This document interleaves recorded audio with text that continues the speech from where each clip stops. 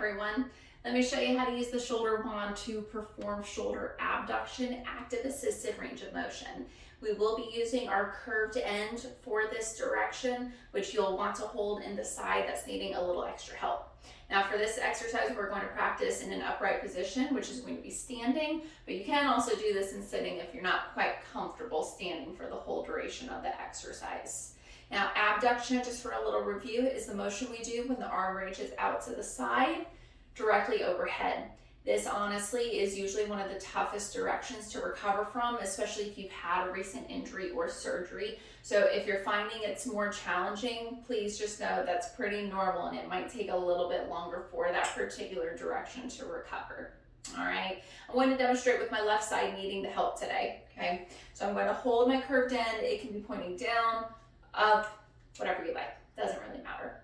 My other hand is going to go on the end of the wand, and as always, stand with a nice upright posture here.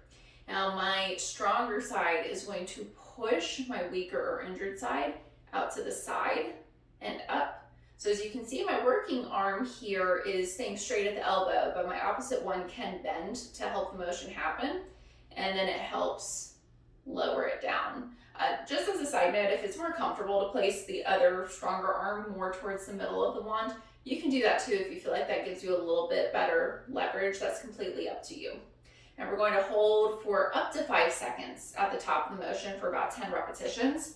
Just from a side view here, make sure that the arm is staying directly to the side, that it's not trying to sneak forward, which a lot of times might happen when you're trying to recoup this particular motion.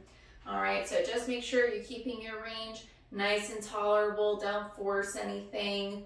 All right, make it a nice gradual progression, and definitely add this one into your home program for recovery.